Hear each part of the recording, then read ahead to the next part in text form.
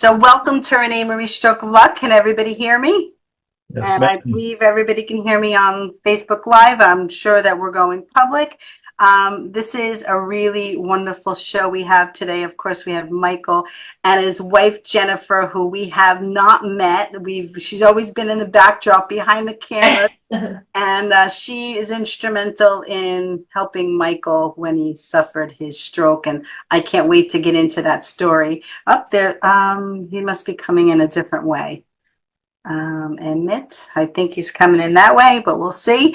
And then we have Robyn, who Ginny Werner, who is on our board, introduced us to. Ginny's not able to join us today because life got in the way and her boiler, her water heater went, and the gentleman's coming between 8 and 10, and you need a water heater. You need hot water on your heat. So welcome, Robyn. We're very excited to have you and can't wait to hear your story. Robyn is so inspirational in her stories. She does wonderful artwork. And I see some artwork on the back. Did you do that, Robyn?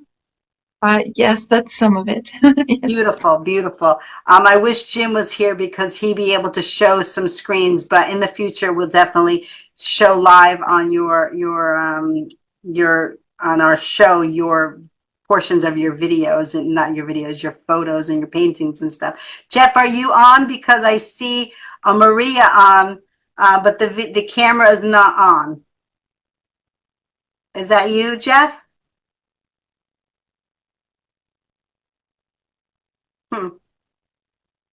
I don't know. Anyway, we'll get going. So let's start with Michael told his story on the show prior. Michael, tell us a little bit, and then let Jennifer get into how she felt and her side of the story and how she knew that that you were suffering a stroke, because that's really important. And welcome and thank you for being the co-host today for both shows. I hope you'll join us for both shows, Jennifer, as well. It's really important to share your story. But Michael, lead us off. Well, I'll let Jennifer talk since I've been on here 4 or 5 times. Yeah. But I think that probably her story as a caregiver is probably more imperative than what mine is today, since I've told mine several times. But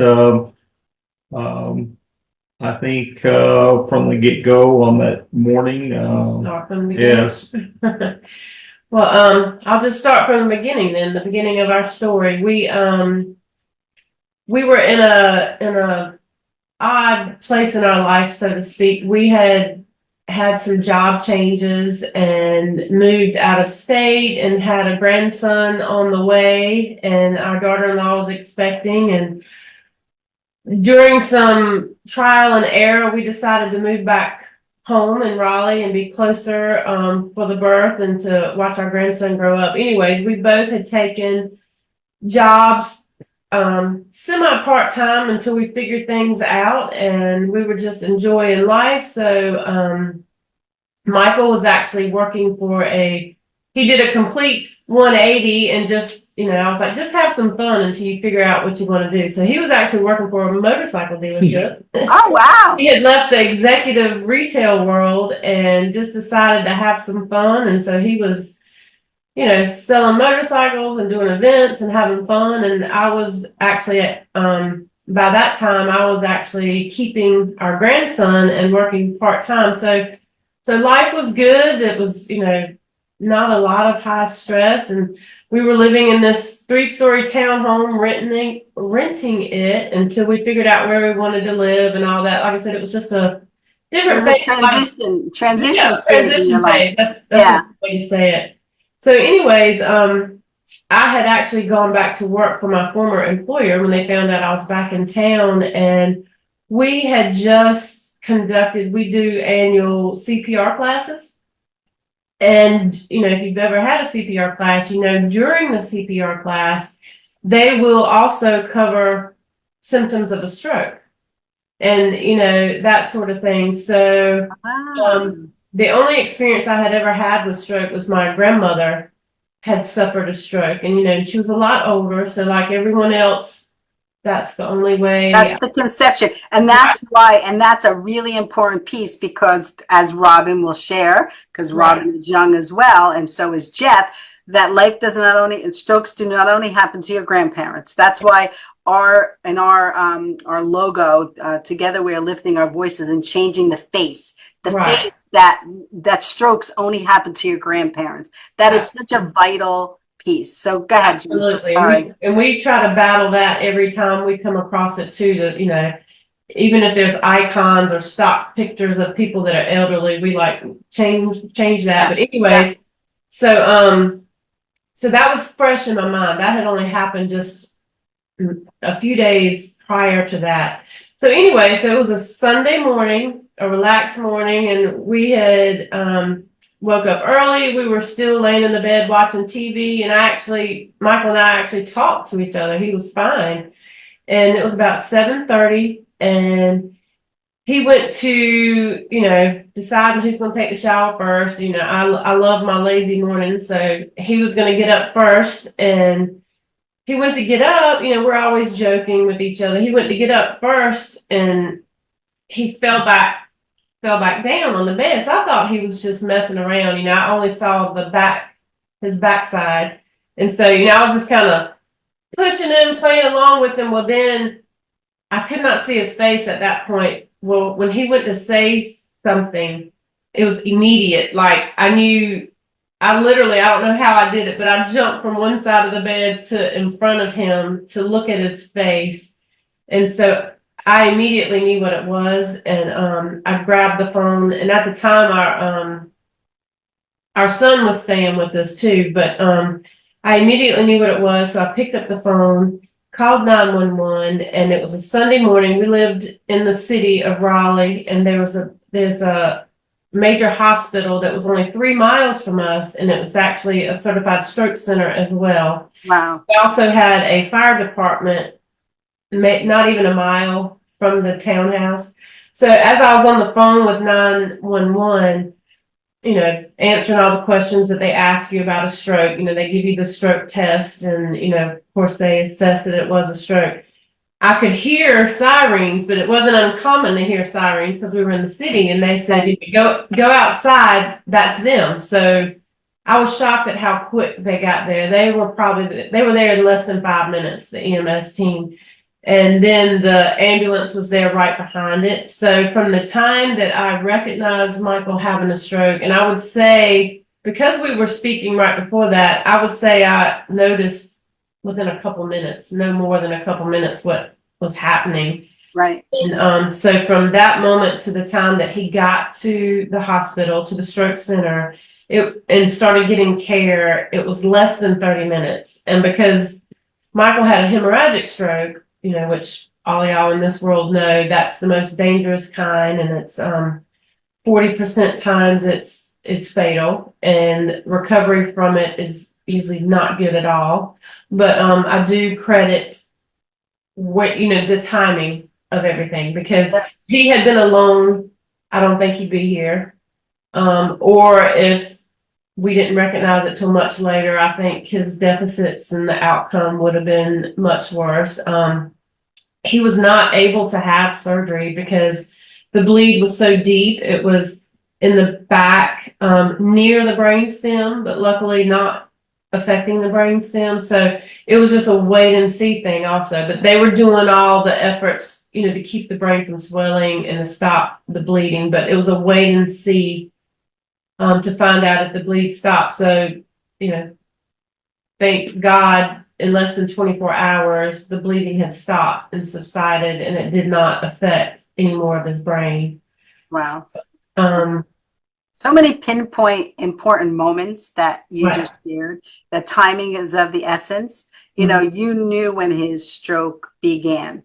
Right. We'll ask Robyn and Jeff that as well in a minute or so. But that is so important, that it's not a grandparent. Only your grandparents have a stroke, and timing is of the essence. And we always share on this show, the face, face, what is it? Face, arms, what's Be it? fast. Fast. Sorry, be fast. Yes, that time is of the essence, but we also add on that when you call the 911, you really should let them know it could possibly be a stroke. Right. Because they move with everything, but they move quicker when there's a diagnosis. Right. Not diagnosis. You're sharing with them, and even Right. if it's a heart attack or something, you need to let them know the most important thing, and that's why we want everybody to know the be fast, you know, so that you're aware of things, you know, in life, you know, we're afraid to make ourselves knowledgeable on things because we're afraid that it's going to draw it into our lives. But information is really, really important when you know signs, and you know, even the sign of a heart attack. So it's really important, Jennifer. Absolutely. And you know, just to say and reiterate the lifestyle we had, Michael was only 57.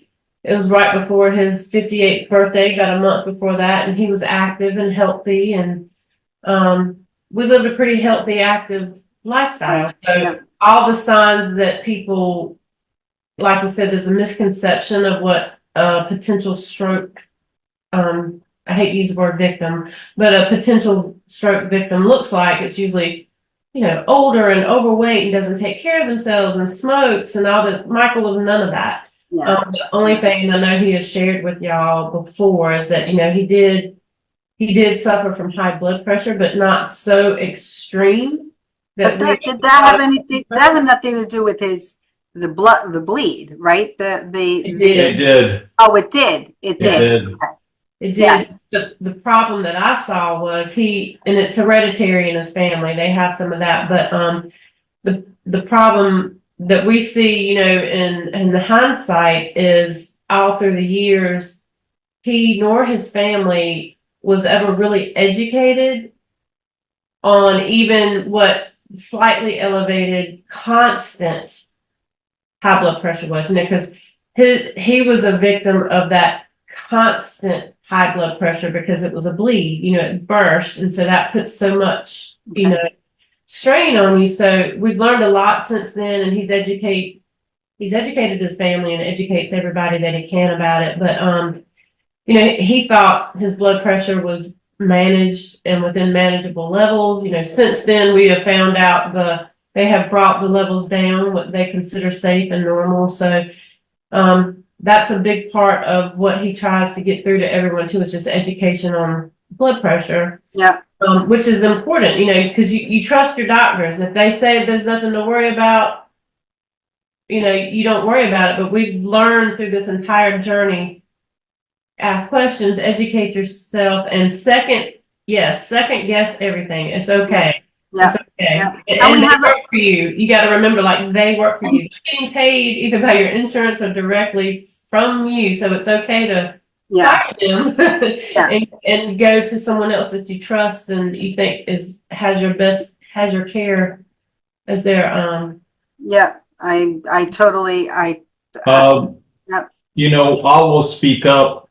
I stayed in Duke Hospital for 36 days. that was inpatient. Inpatient. And on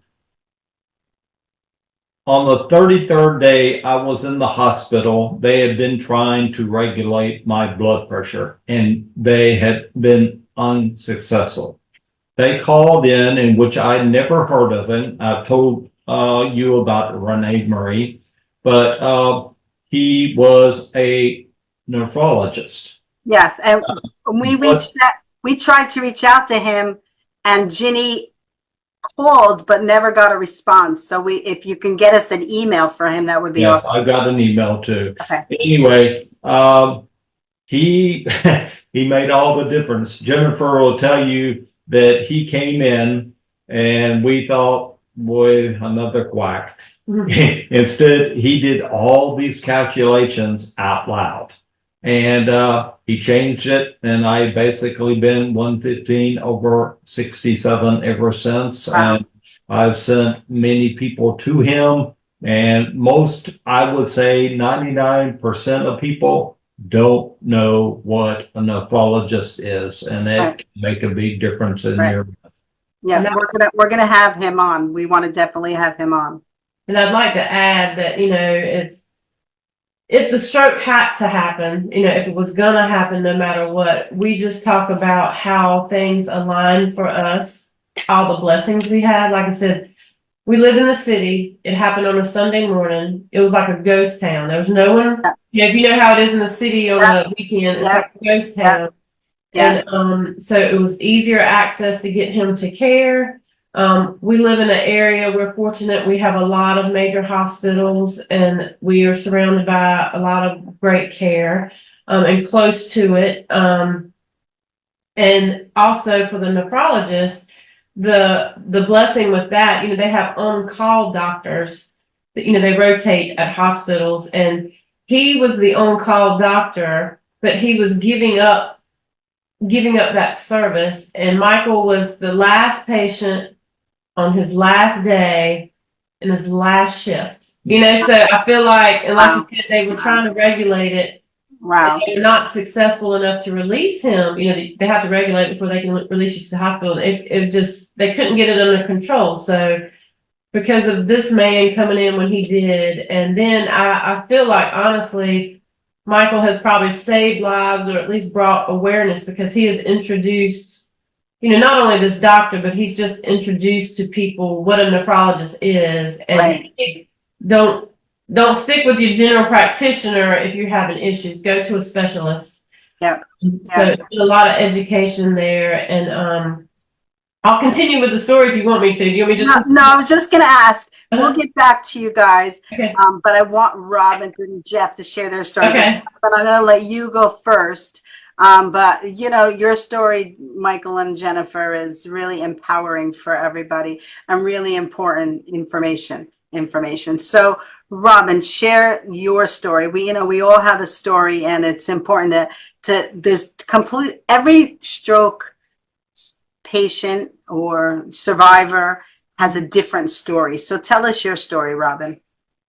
You mean when the stroke happened? Yeah, like how, like before and after, and tell us, start off with who you were, who you are. And I want to just put, before I forget, because I always do that, with Robyn and Jennifer and Michael's story, the blessing was that you moved, right before.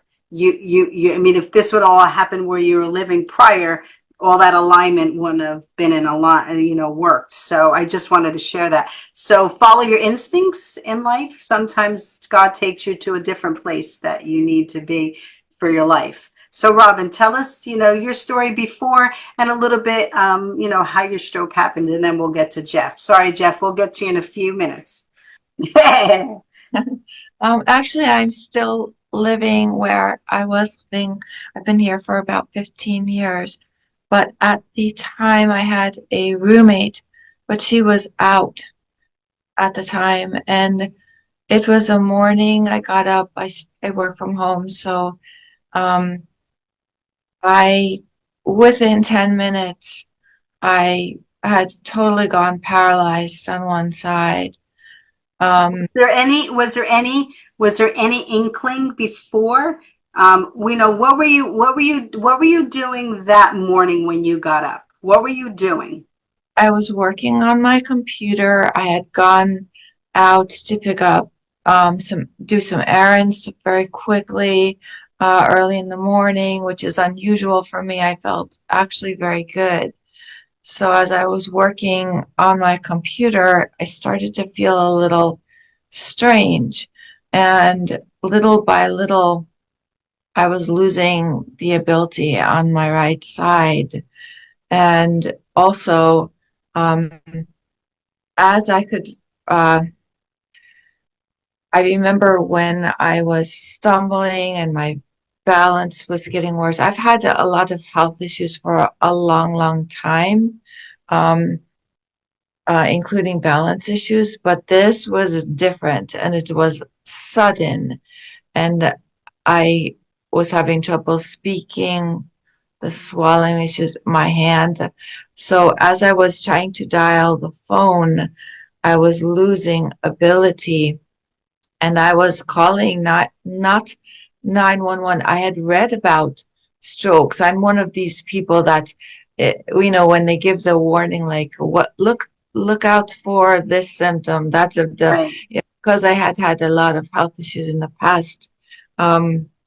I read about it, I heard about it.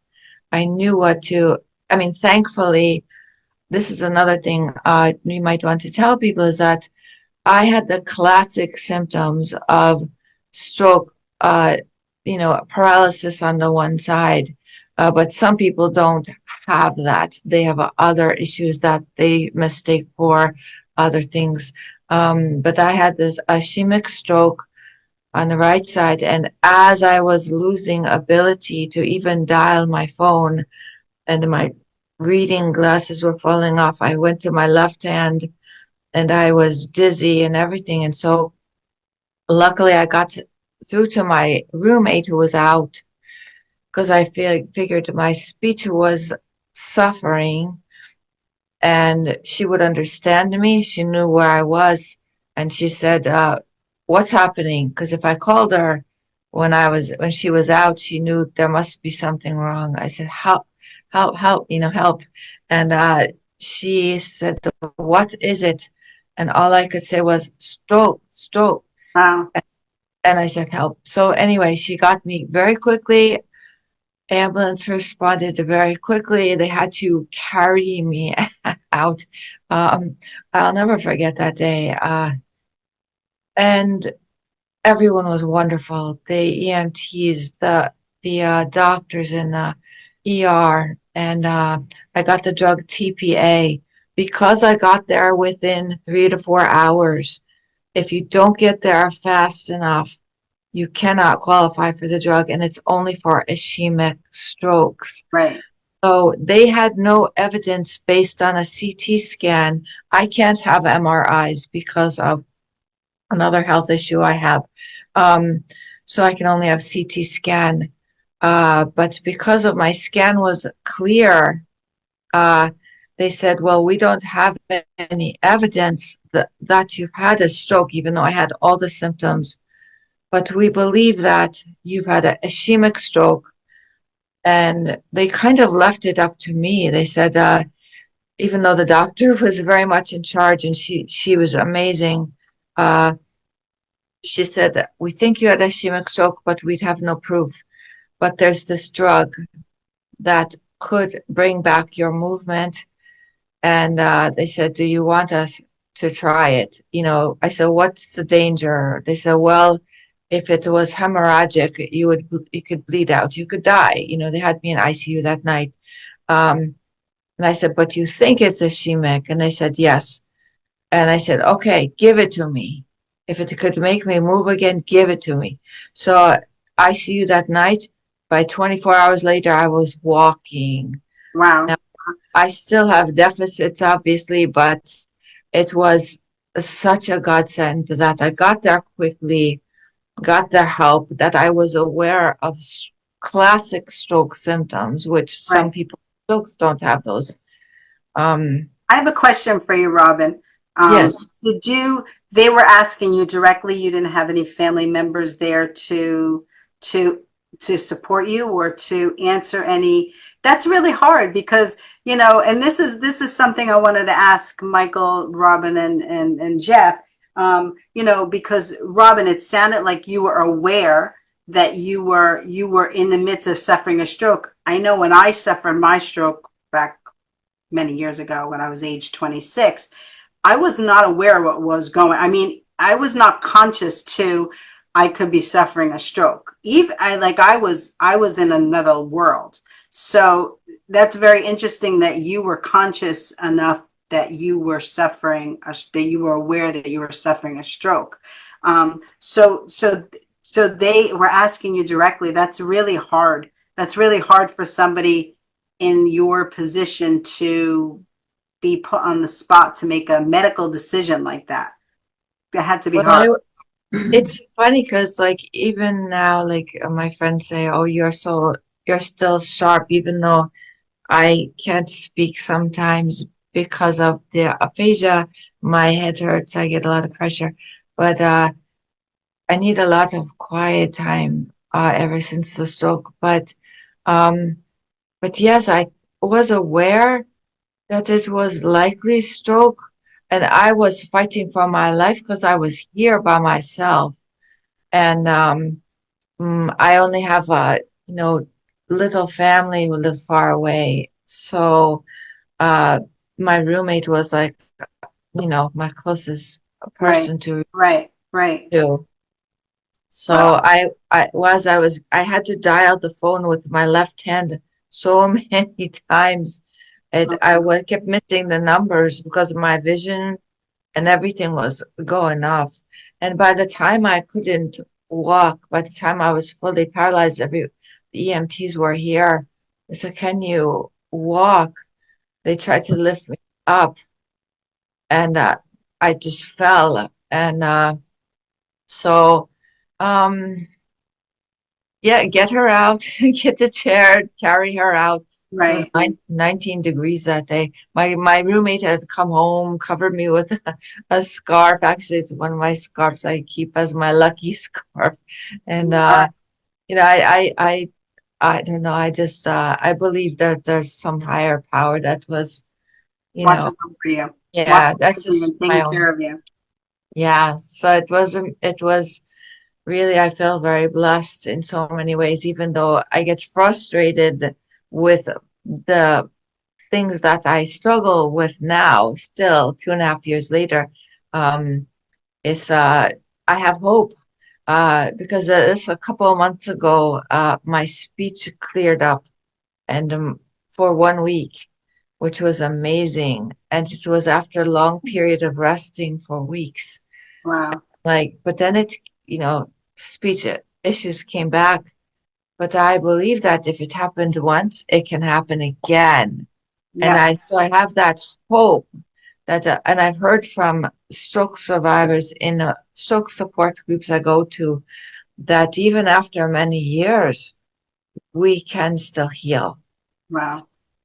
Yeah. Oh, absolutely. I'm over double, I'm 61 now, and mine happened at 26. So I heal every day, new things. But you have to work on yourself. You have to rest. Rest is really, really, really, really important. I'll let you get back. We'll get back to you in a few minutes, Robyn. I do want to, Jeff, were you aware of that you were suffering a stroke? We want to hear your story. So tell us your story a little bit. I actually, And I got a question. I'm going to tell everybody, feel free to chime in if you have any thoughts or any comments on what everybody's saying. Go ahead, Jeff. my stroke was a little bit unusual. I was having problems for a few weeks with bleeding all over the place. And I didn't know what was going on. I couldn't get to a doctor. Finally got to an urgent care doctor who said, "Get thee to the hospital now." And went to the hospital and they said, "Oh, great, you have leukemia." So that was news to me. We were transfer you to another hospital, whatever. 2 days later, in the hospital, is where the leukemia caused the stroke. I had both bleeding and clotting at the same time, Oh my gosh. all through my head. I can't believe I am functional because I saw the pictures of MRI and it's not here, not here, not here. It's all over the place. Wow. And I am told that when I had the actual stroke, I was walking down the hallway in the hospital and my eyes went to the back of my head and I was out. And it didn't, so I was totally unaware that I had a stroke. I was unaware of anything for a couple weeks. And I came to in a hospital bed and they told me I had a stroke. We were surprised you're alive. They asked my mother to sign a DNR several times. I couldn't say a word. I couldn't move my right side at all. I couldn't think straight. I was having hallucinations. I believed I was on a ship somewhere bound and heading off, and I would never see my family again. And I was suspicious of all the nurses because they thought they were some of the people who were on the ship taking me away. And it took many weeks before I could talk at all, maybe months. And they couldn't give me much stroke therapy because they were dealing with my leukemia. They said, "Oh, leukemia is going to cure you, so we have to focus on that first." I said, "Listen, if I can't get over the stroke, you can let me die." But I couldn't actually say that very well because I couldn't say anything. Right. Were you, and I want to go back to one thing. So you were aware, you were conscious of what was transpiring? Were you, even though you couldn't talk, were you conscious of that? After about 2 weeks, yes. Okay. The first 2 weeks, I was totally unconscious, or if I was conscious, I wasn't aware. I was, yeah. Right. Well, you were going through a ton of stuff, you know. It was during COVID, and everyone saying no one can come to the hospital. And of course, my mother's a force of nature. And so she said, "I'm coming. We can stay 5 minutes." She stayed every day for 8 hours a day. And Yeah. she Yeah. was Yeah. amazing. And What we did when my dad was in the hospital, and I don't know who, if I know during the day people were there for me, but when my father was in the hospital, we actually had a family member there all day, and we hired somebody at night so he never felt alone, because you could unconsciously feel that you're being yes, loved. You're there through it. Go ahead, Jeff. Sorry. so then I was, because they were giving me drugs and I couldn't eat and whatever, I was on all kinds of feeding tubes and breathing tubes and whatever. Um, I couldn't think well enough I couldn't write. When they brought a pad and say, point to the picture, I couldn't point to the pictures. Um, they tried to give me a cell phone to communicate. I couldn't do that. I was a basket case. But when I started to move around, I said, okay, somehow I got them to know I wanted my clothes. And the hospital said, you crazy. But I forced them to let me dress myself as well as I could. Um, and if I'm going to survive, I can't survive like that. I had to focus. It took me 2 months to move my finger this much. Wow. Wow. Now I can, pick things up, throw them, whatever. I'm talking, I'm walking, I am kayaking, I Wow. am, I can't play tennis. I am That's okay. I'm hiking. I've got my fiance. She's in another room. I didn't know we can bring them, but Next she's time, she can always come on. Always welcome. amazing. I'm driving again. And I'm trying to give back because I'm hoping to start my own website for people who are stroke survivors. Don't you have a website? Didn't I It's see? I sent you a link to something that's not really live yet. Okay. You can't see much, but it is going to be focused on technology for people with disabilities and tools you can get. Wow. It's yes. Amazing. So I'm very glad to be here and to be able to Oh, share my story. oh, thank you for joining us today. Michael, were you conscious? I mean, I know Robyn was conscious, but were you conscious of what was transpiring on you? I remember very little, Me to be too. honest. I really didn't know what was going on. Yeah. So that's pretty interesting. So what was the force behind? I got a question for all of you. What was the reason that drove you to recover? Because I know with me, I just had an inner knowledge that I wasn't done with life, that I needed to successfully. I just wanted. I remember when they had those bean bags, and you throw them into the circle, and you had to get it there. I just did okay, what's next? Like that was my thought process. What's next? What do I have to do to recover?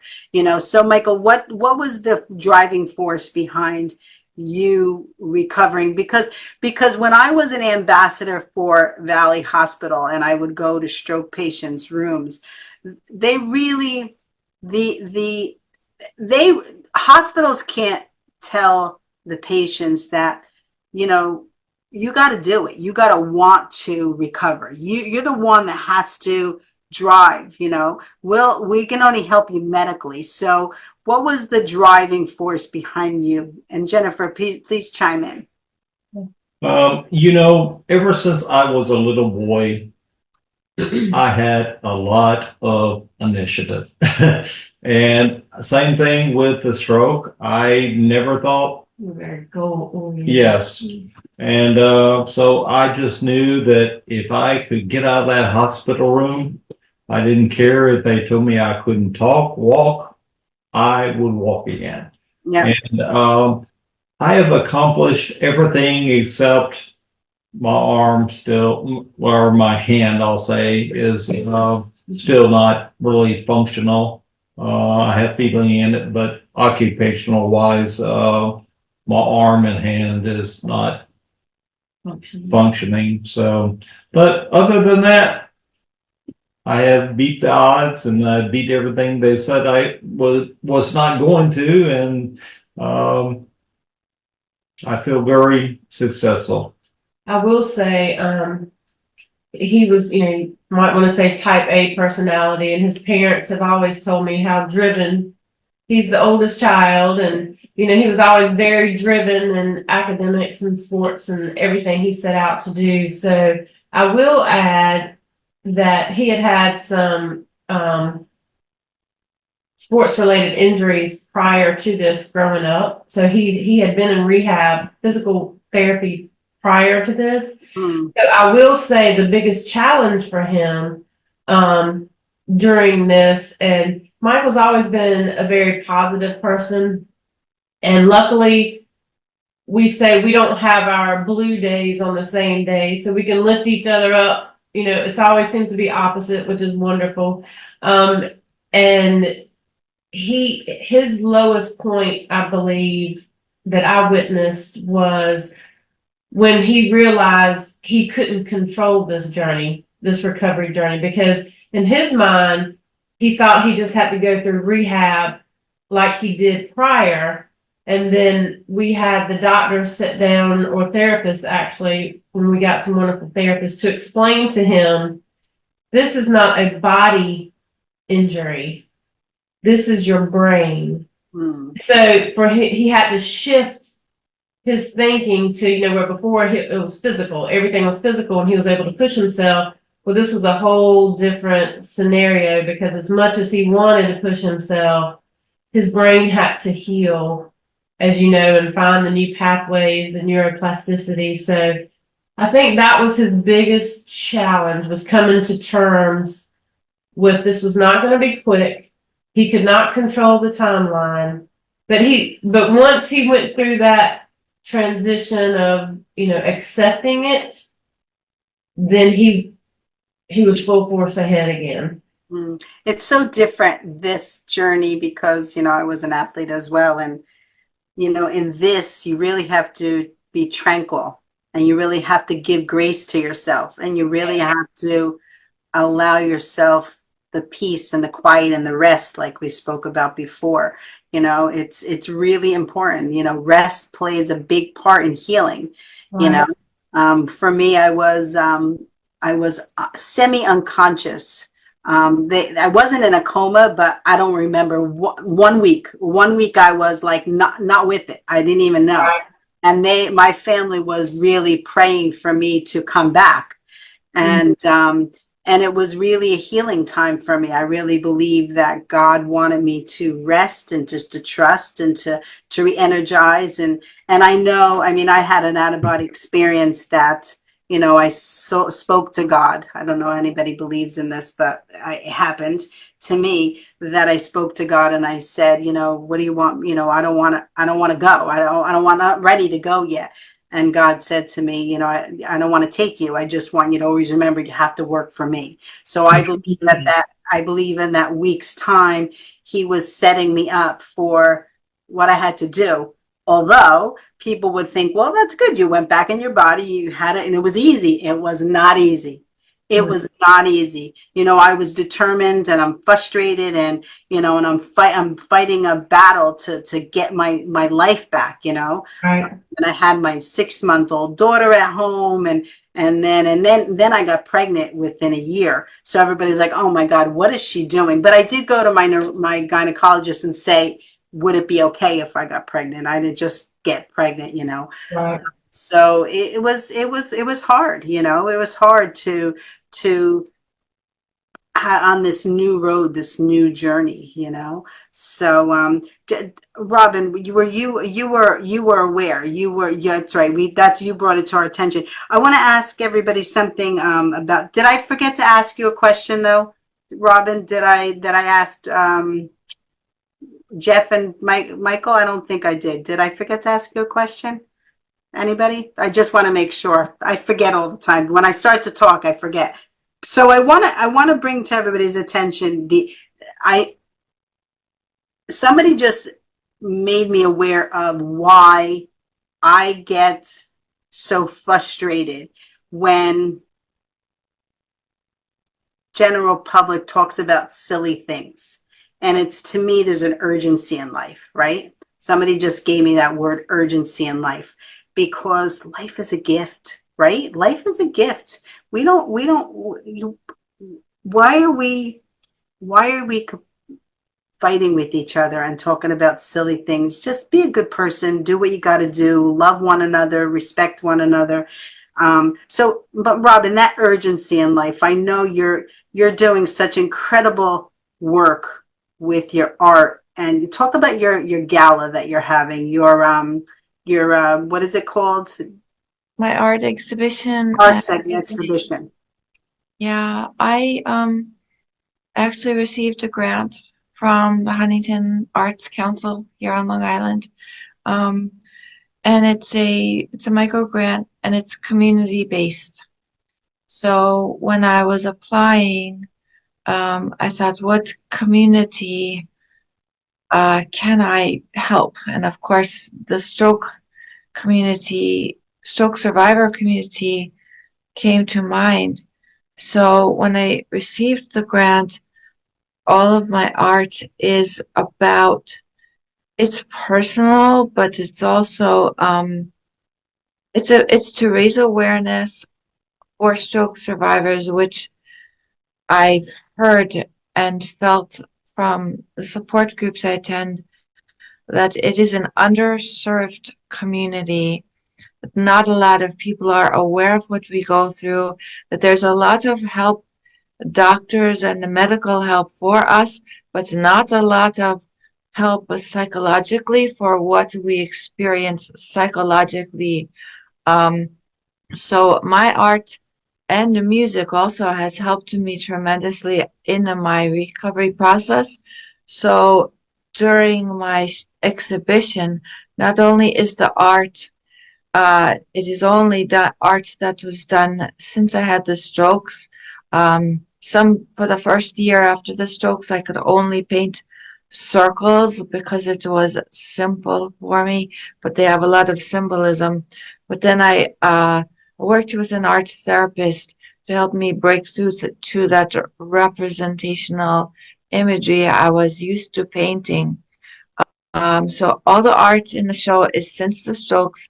And then I got 10 different words, quotes, phrases from fellow stroke survivors that a stroke nurse provided to me, that I am creating 10 different pieces which will be together with their words. And I want the show, it's not just about me, it's to speak for all of us. And I'm doing a presentation and during the reception on October 6th,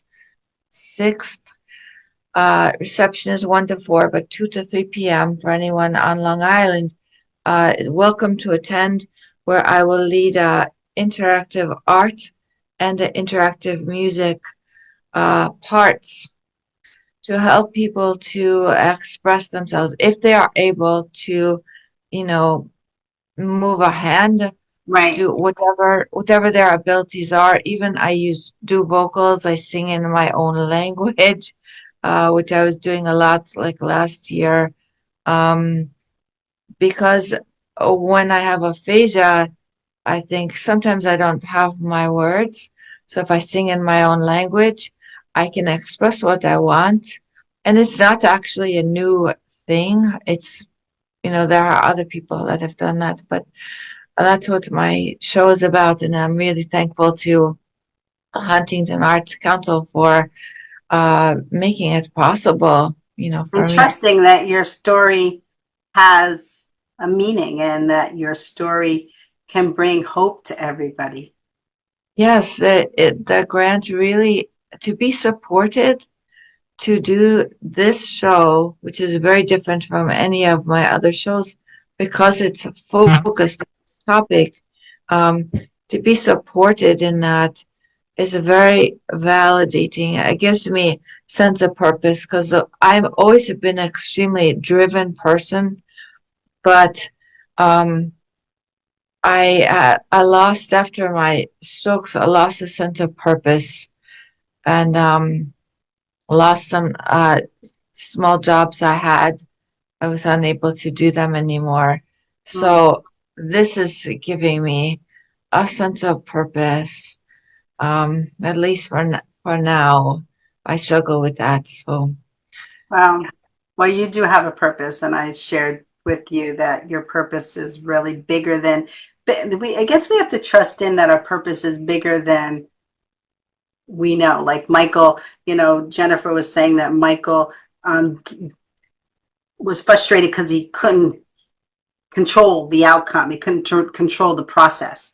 It was out of our hands, and I guess that's what I have to. I do every day is I want a purpose. I want to make sure that I have a purpose, and I have to guess that I have to accept that it's out of our control. That it's bigger than us. We have to. I guess we have to accept that. That's and I'm actually reflecting when I'm saying that to you because when I guess when I'm wonderful at handling big projects and going and doing, and because I have a purpose, right? I have a purpose in finishing that. So it's very interesting, very, very interesting. Jeff, so I know that you want to talk about the ball, what is it called? Neuroball. Nora ball. Michael, did you use a Nora ball? I'm sorry. No, I didn't. Okay. Robyn, did you ever use a Nora ball? no, I could move my hand the next day. It's still a little different, but the next day I was drawing. Okay. Okay. So Jeff, tell us about it. Tell us why that's something that's really important to you. I'm going to do that. But first, I wanted to suggest that Robyn maybe could tell people where the show is going to be so they know they can come. Oh, yeah, thank you.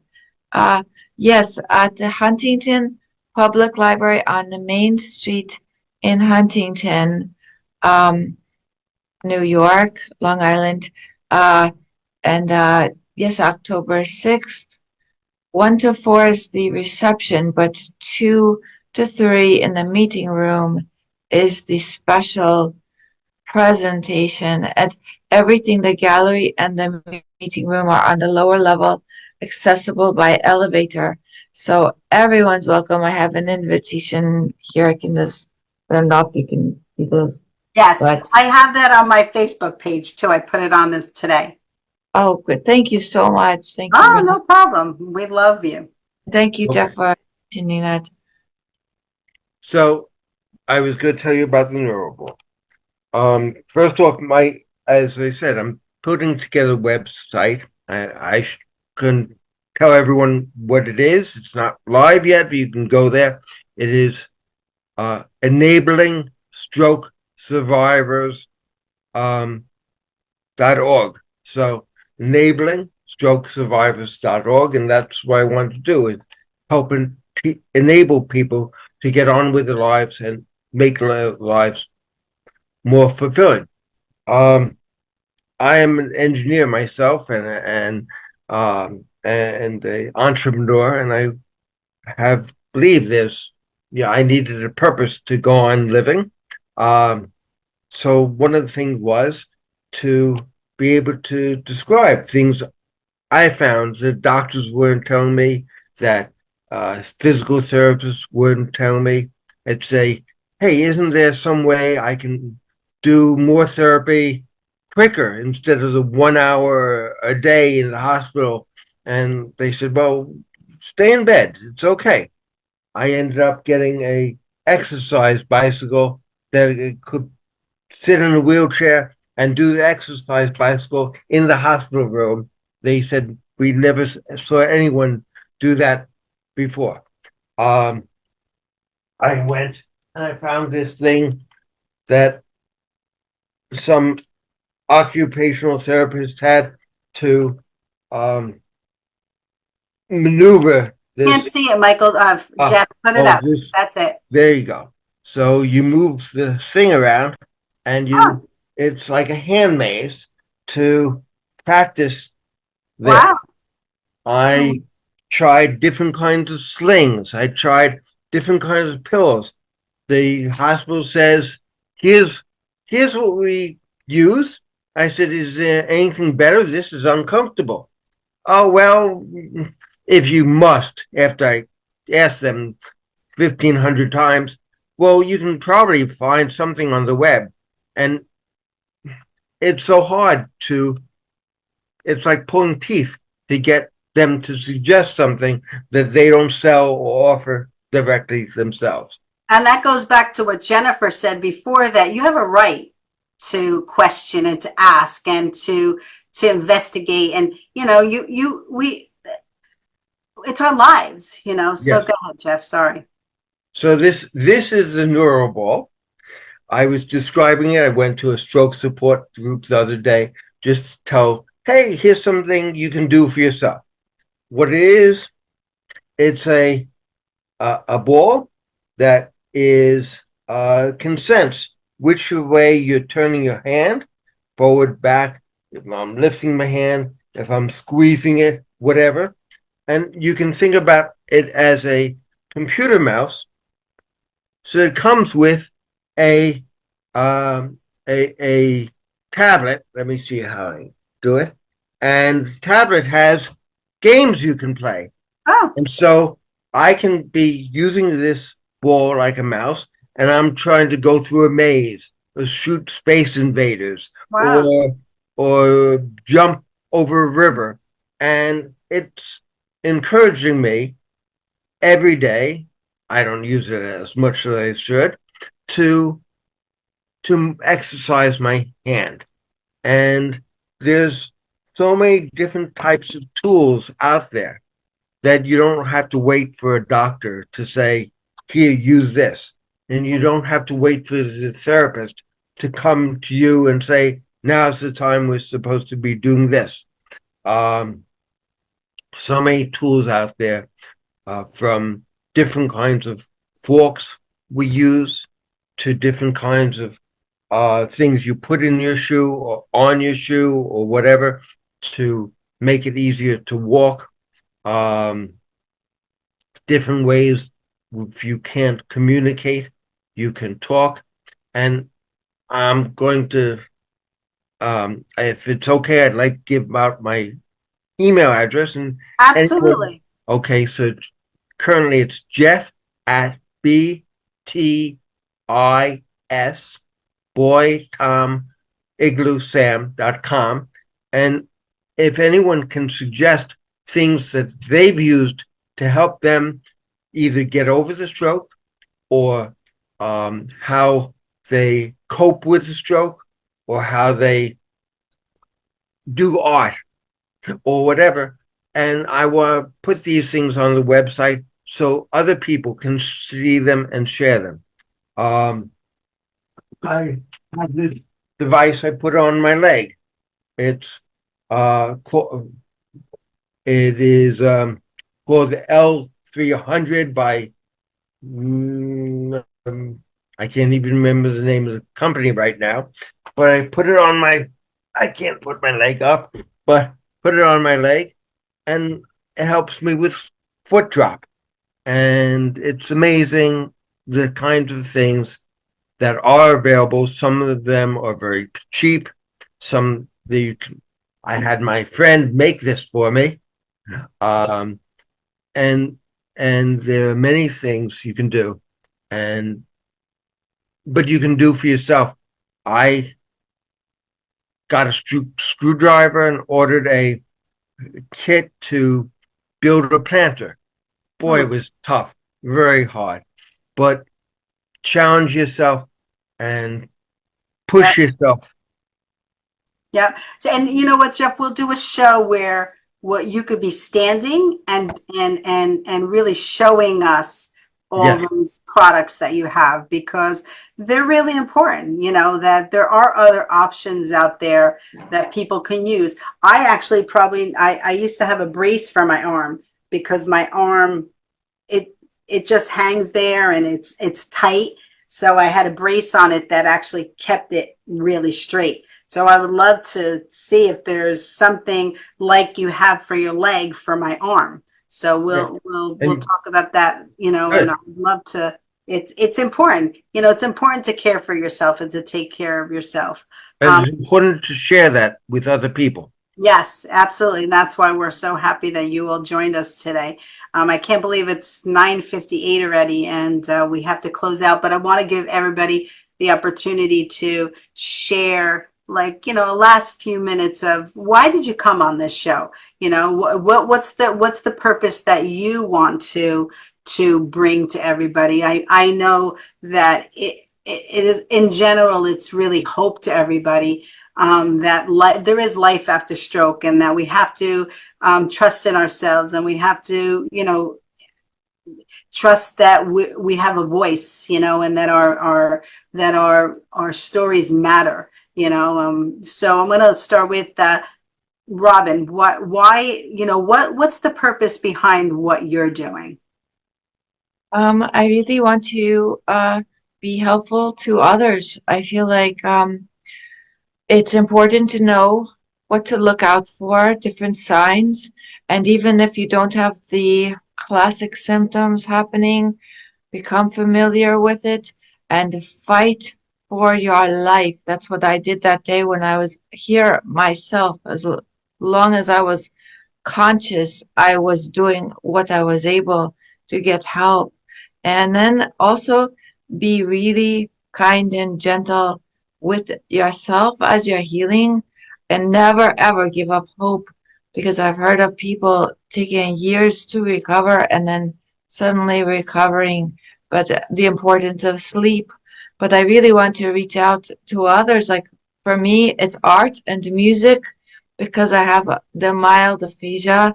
And I'm like, these are alternative ways to express ourselves, but also to communicate. And I wish there were other ways to communicate. I was teaching myself some sign language because I could move my hand.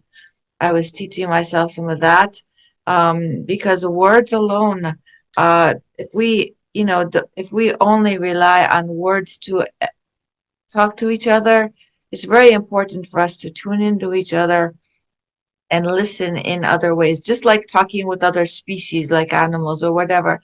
Um, it's very important to find other ways to communicate. Words are not the only way to communicate, and it's a power. It's empowering when you can learn these alternative ways. Not that we should forget about English language because we need that. But while we're working our way back, it's important to know we can empower ourselves. Yeah, good thought process, because my granddaughter, she's delayed in talking. She's a special needs.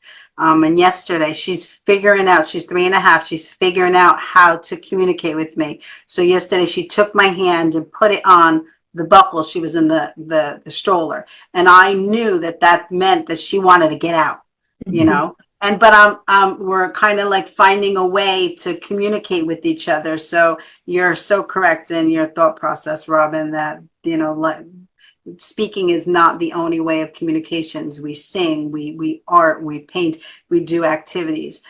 So it's really, really important. Jennifer, so I know, you guys have been such a wonderful team for my foundation, and I can't thank Michael enough for being who he is and always just providing information to us without question. So why, I know, but tell our audience like what your thought process is, because you're the only one on this show that didn't suffer a stroke. You experienced it because Michael went through it, but what's the outside looking in? For me, as the wife of a stroke survivor and a caregiver, I try to tell people when they talk about caregiving, for me, I'm his wife first, then caregiver. But from the outside looking in, and just for survivors in general, as you all know, stroke is a very overlooked disease, if you want to call it that. I think it's overlooked and underserved. So from all the people that we have met, I think it's just bringing awareness to it, and caregivers of any kind. It's not only the survivors that have experienced this, it's the family. And it's a ripple effect. It affects your entire family and your network of family and friends. So it's just so important to have support.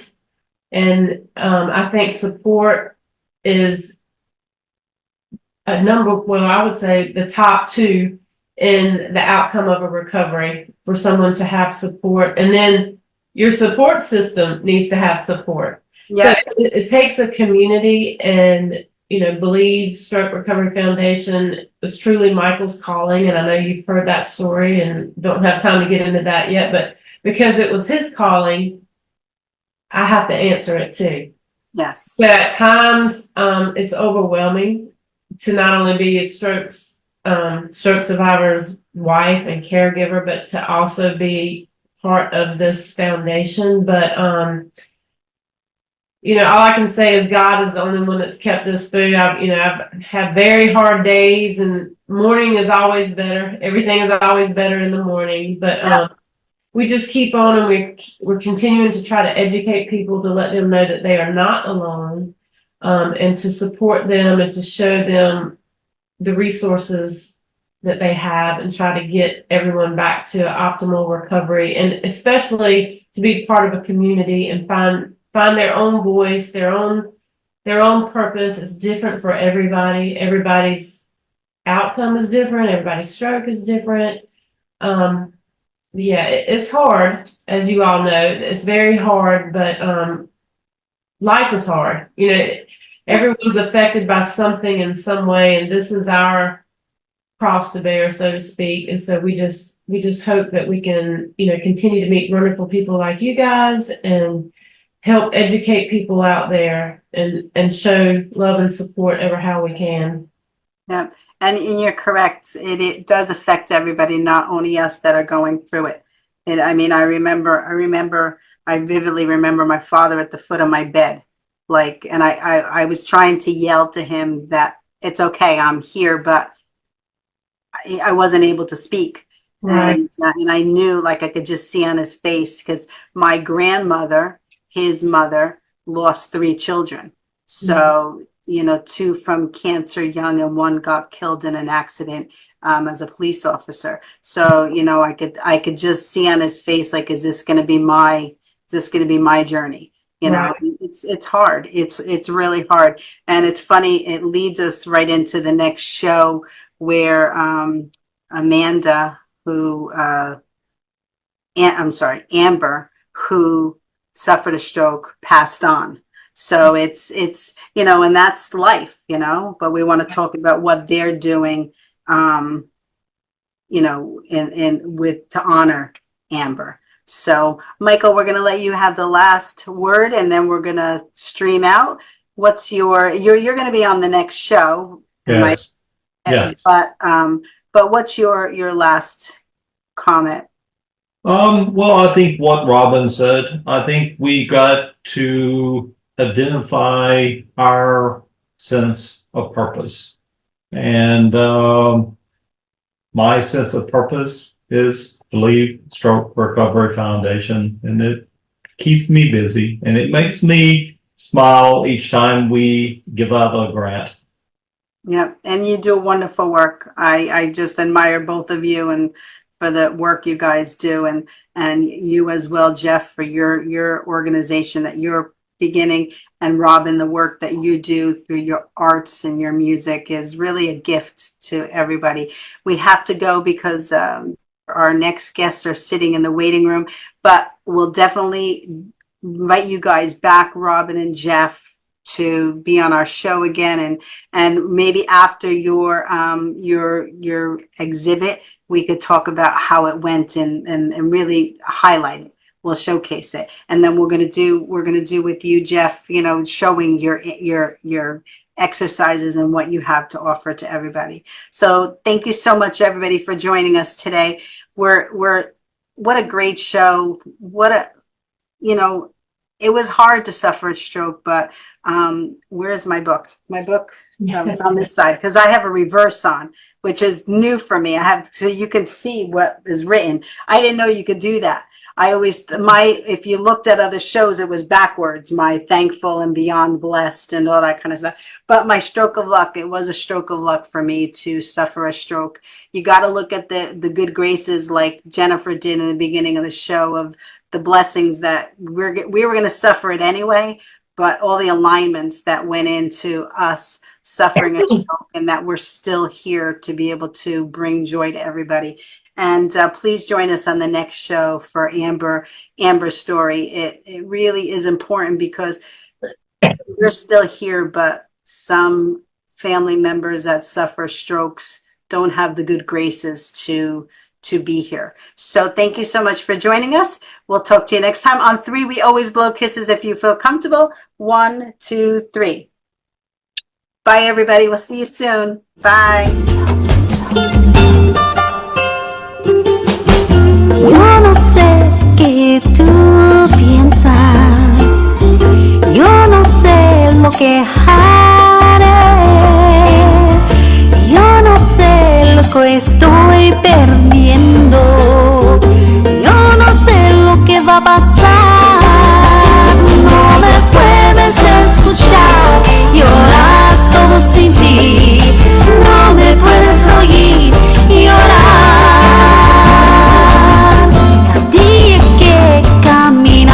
Por la puerta, todas las memorias fueron.